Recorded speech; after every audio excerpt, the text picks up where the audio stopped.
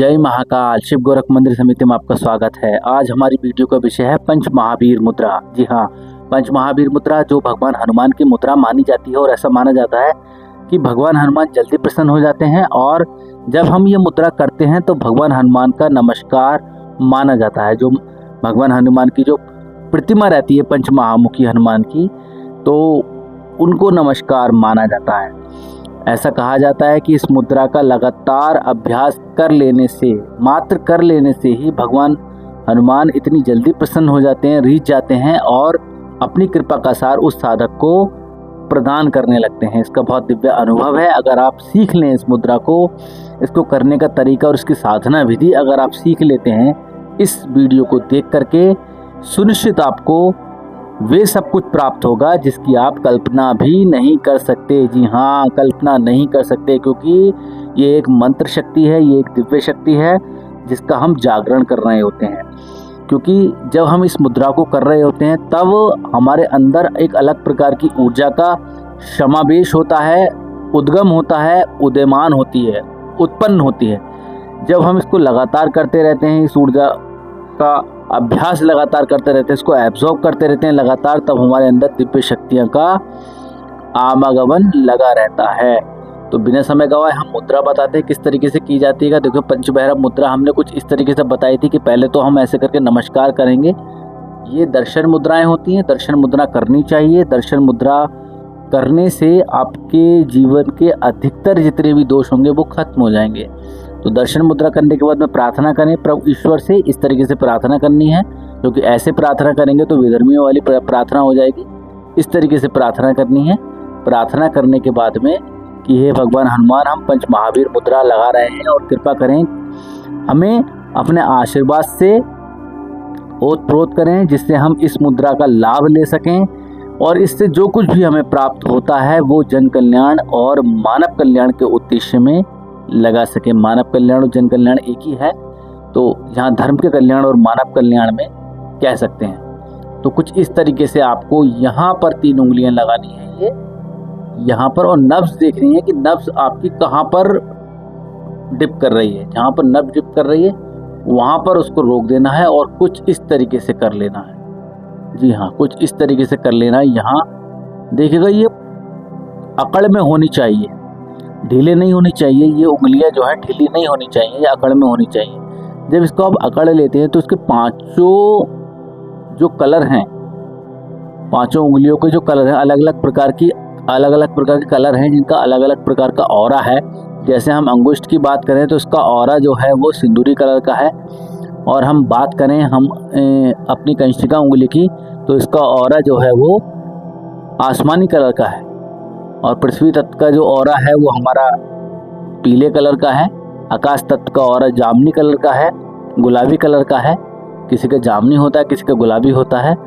और ये जो है अब हमारा तर्जनी उंगली अर्थात हमारा वायु तत्व, इसका जो ऑरा है धूप के जैसा है। जैसे धूप का प्रकाश होता है वैसा ही इसका ऑरा है। तो ऐसा ऑरा बनता है और साधक के जीवन में अलग अलग प्रकार की चेतनाओं को ला करके, अलग अलग प्रकार की उपलब्धियों को ला करके उसके जीवन को बदलता रहता है। जीवन इतना बदल जाता है कि आप स्वयं उसको सुनिश्चित नहीं कर सकते, आप उसकी कल्पना नहीं कर सकते, आप उसका संतुलन भी नहीं बना सकते।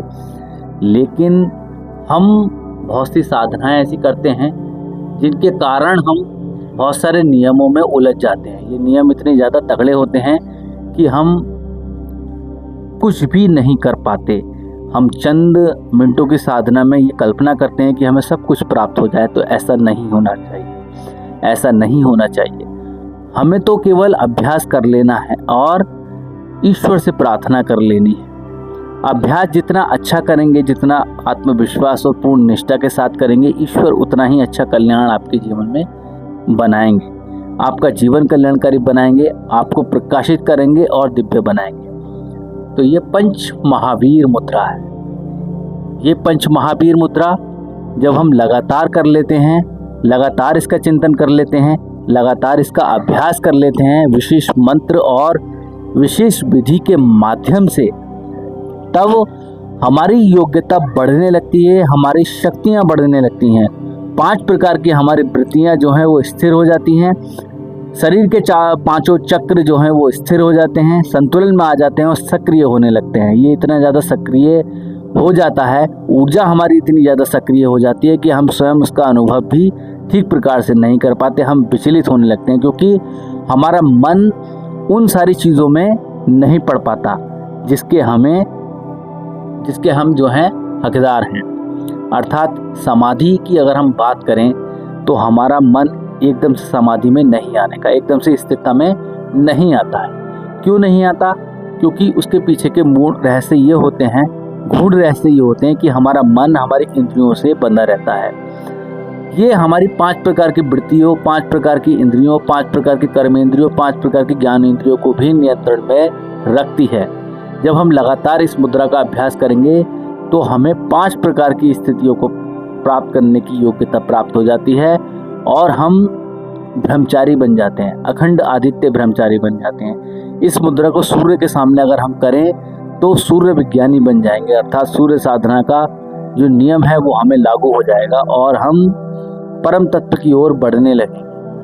बहुत अच्छा अनुभव है इस मुद्रा का, आप इसका अनुभव करें और जितना ज़्यादा अनुभव हो उतना ज़्यादा आपके लिए अच्छा है। मैंने इसका पार्ट 1 लेकर आया था मैं, उसमें मैंने कुछ चीज़ें बताई हैं आपको, लेकिन ये पार्ट 2 है जिसमें अलग प्रकार का विज्ञान मैं आपको बता रहा हूँ। और एक चीज़ और विशेष इसमें ध्यान रखें, इस मुद्रा को करते समय भगवान हनुमान जी का स्मरण अवश्य करें। भगवान हनुमान की कृपा ही इस पे होती है, क्योंकि ये इसमें हम 5 मुख बनाते हैं भगवान हनुमान के, जो अलग अलग प्रकार से हमारी 5 वृत्तियों को नियंत्रण में रखते हैं, हमारे 5 चक्रों को नियंत्रण में रखते हैं, हमारे 5 तत्वों को नियंत्रण में रखते हैं, चित्त की 5 वृत्ति को नियंत्रण में रखते हैं, हमारी 5 कर्मेंद्रियों को नियंत्रण में रखते हैं, हमारे 5 शरीरों को नियंत्रण में रखते हैं, हमारे 5 कर्मेंद्रियों को भी नियंत्रण में रखते हैं। तो इतनी सारी चीज़ें नियंत्रण में आ जाती हैं अगर हम इस मुद्रा का अभ्यास लगातार करते रहते हैं तो। और दूसरी चीज़ ये है कि जब हमारी ये नब्ज जो पल्स है, ये पल्स अलग प्रकार का कार्य करती है। यहाँ पर जहाँ पर ये जो पल्स है ये अलग प्रकार का कार्य करती है, जहाँ पर ये फड़कती है उससे हमारा मन एकाग्र होने लगता है, अर्थात हमारा मन हमारे इंद्रियों के विषय से विमुख हो जाता है, इंद्रियों के विषय से बिल्कुल विमुख हो जाएगा। हमारा मन भोग करता है इंद्रियों के माध्यम से, अर्थात अगर उसको कुछ भी ग्रहण करना होगा तो वे जिह्वा के माध्यम से ग्रहण करेगा, कुछ भी देखना होगा तो चक्षुओं के माध्यम से देखेगा, कुछ भी सुनना होगा तो कानों के माध्यम से सुनेगा। 5 ज्ञानेंद्रियां, 5 कर्मेंद्रियां और 5 ज्ञानेंद्रियां हैं हमारी, 5 कर्मेंद्रियां हैं और 5 है क्या है हमारी 5 हमारी चित्त की वृत्तियां हैं। तो इस तरीके से हमारा 11 मन इन सारी चीज़ों को समावेश में रख करके तब कार्य करता है और इन सब पर अपना अधिकार बना करके अपने हिसाब से इन सब को चलाता है। जब हम ऐसी मुद्राएं करते हैं तो हम इससे डिस्कनेक्ट हो जाते हैं, अर्थात हमारी इंद्रियां अलग हो जाती हैं, हमारा मन अलग हो जाता है। यही मन हमें फिर बाद में समाधि की ओर लेकर जाता है। जब हम समाधि की ओर चले जाते हैं तब हमारा जीवन कल्याणकारी और दिव्य बन जाता है। तो कुछ इस तरीके से आपको इन मुद्राओं का अभ्यास करना है, ध्यान करना है। तो इसमें ओम का मानसिक जप कर सकते हैं, भगवान हनुमान का मंत्र जप कर सकते हैं और इस मुद्रा का जो विशेष समय है करने का लगातार वो 12 मिनट है। 12 मिनट तक लगातार आप इस मुद्रा को करें, शनि शनि बढ़ाते रहें समय, 24 मिनट तक कर लीजिएगा। 24 मिनट से आगे इस मुद्रा को नहीं बढ़ाना है। ओम का मानसिक जप करना है, इसमें भगवान हनुमान जी की उपासना करनी है और उनसे प्रार्थना करनी है कि जो भी कुछ हमें इस मुद्रा में प्राप्त होता है वे आपके लिए ही समर्पित है।